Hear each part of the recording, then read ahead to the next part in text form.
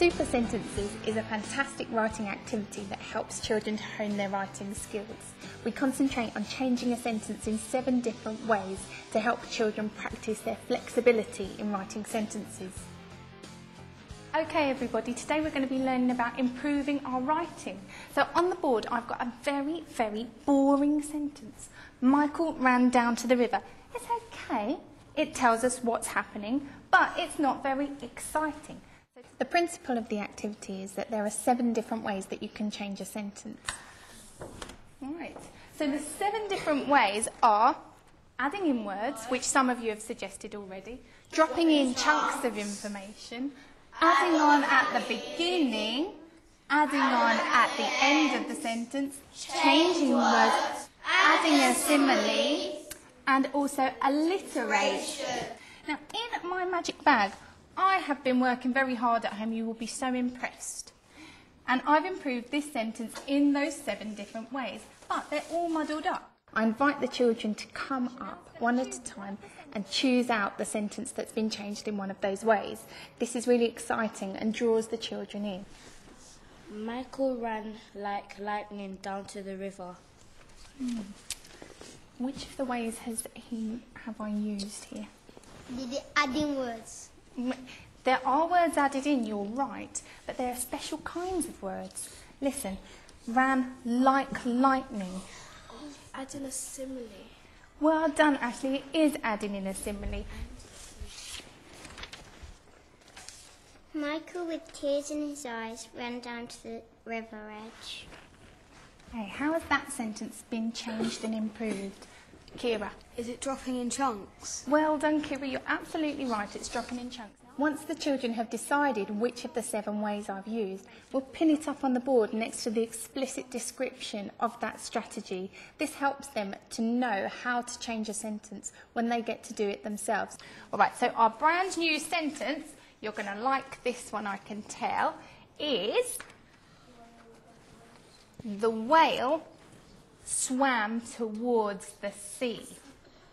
So when you get back to your tables with your partner, I want you to have a go together at changing this sentence in the 7 different ways, okay? Be very careful. I just want you to be strict with yourselves and try using the different ways on their own, okay? How many different ways are there to change it? 7! First we add a simile. Yeah. So, the whale swam towards the sea as fast as a cheetah. As fast as a cheetah. Well, adding at the beginning, we could say, the blue, smooth whale swam towards the sea. The essence of good writing is knowing which sentence to select for which purpose, and giving the children these kind of parameters to work within, such as just add on at the beginning, just drop in a chunk of information. This really stimulates their creativity. So now we're going to use any of the ways that we like, and you can use a combination of the different ways as well, to write your best version of the whale swam towards the sea. In other words, your super sentence. Like we could have that one and them 2. Yeah. We could have alliteration with add-on at the end, so we could have the sad small whale swam towards the sea whilst the lifeboats were following him. The whale swam swiftly towards the sea as fast as a speedy cheetah with roller skates. The whale swam. The reason that super sentences is such a powerful activity is that it helps children to practice changing sentences in the 7 different ways. And once they've practiced, they start to build it into their repertoire of things that they can do when they're writing independently. So in the end, they're becoming much more confident, more flexible writers. Listen to this. The sad small whale swam towards the sea while the lifeboat was following him. By using some of the 7 ways, it makes your writing better, and especially alliteration. I love alliteration.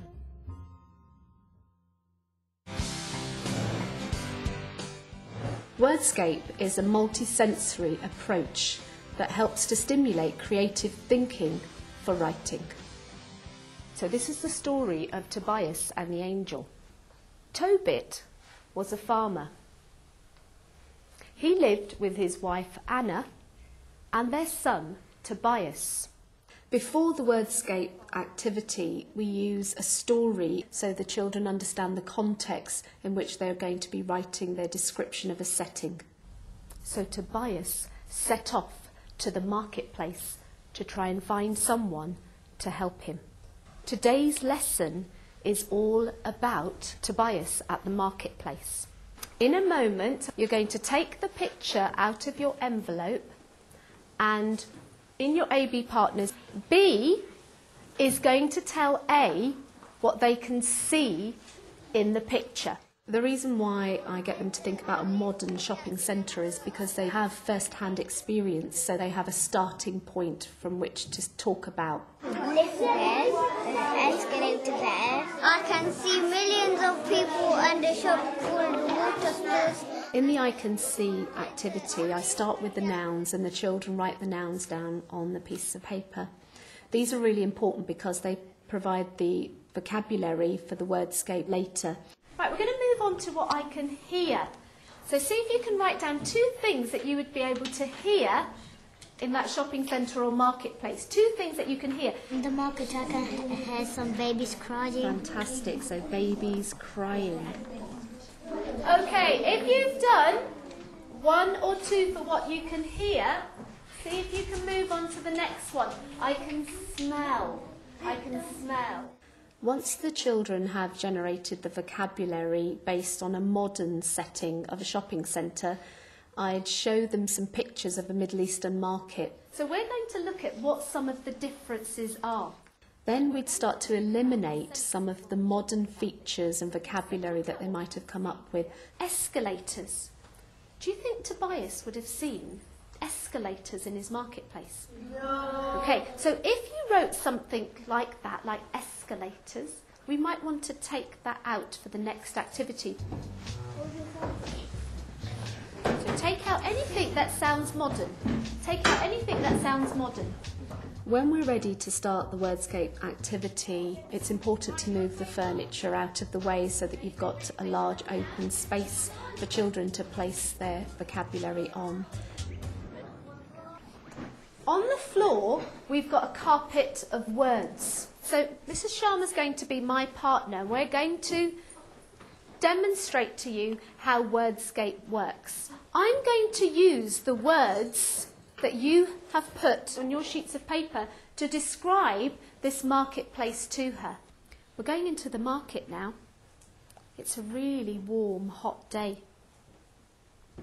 The path's really sandy. It's got lots of rocks scattered around on it. You have to be careful to avoid them so that you don't trip up. There's a chicken. It's trying to avoid the horse's hoofs. It's running in between its legs. Now, you're going to have a go at this activity, and you're going to have a go a few at a time. I smell some dirty animals with oily fur. I see sand and hard rocks just with a different type of basket.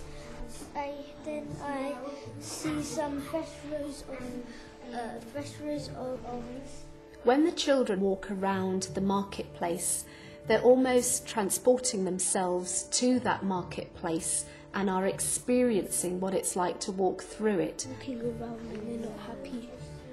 The child that's got their eyes closed is listening to the description that their partner's giving them of the marketplace, and those images, once they stay in their minds, become ideas for them to use in their writing later.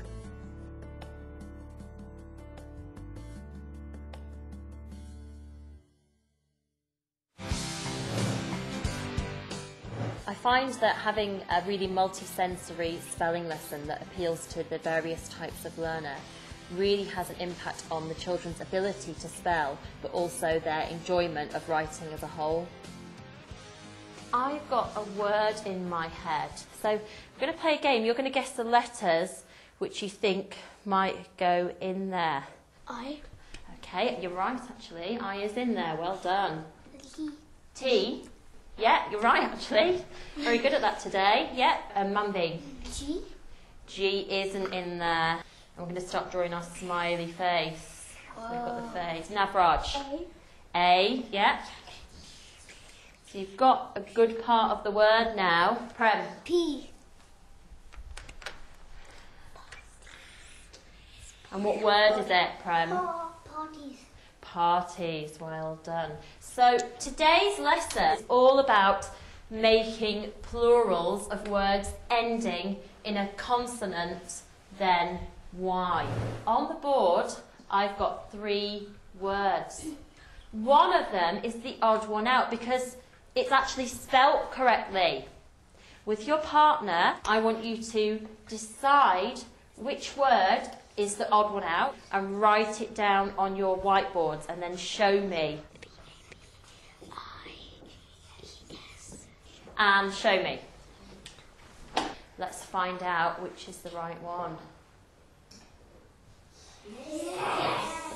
When I use odd one out with the children, I try to draw out the rule that we are working on that week. We have to take the Y away and then add the IES.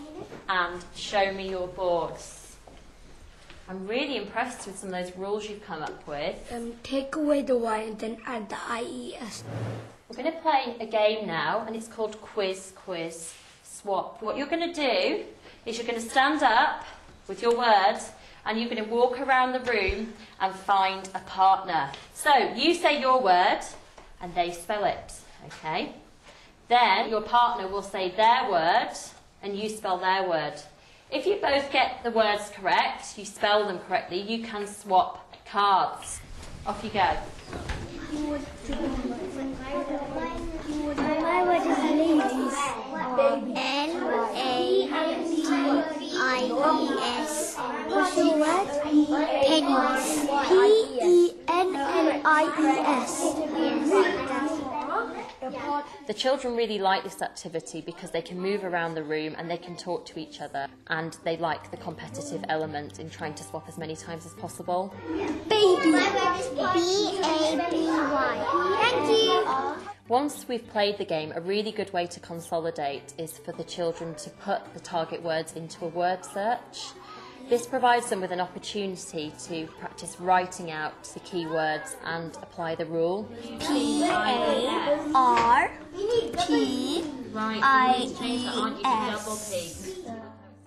I think often spelling can be quite a boring lesson for children.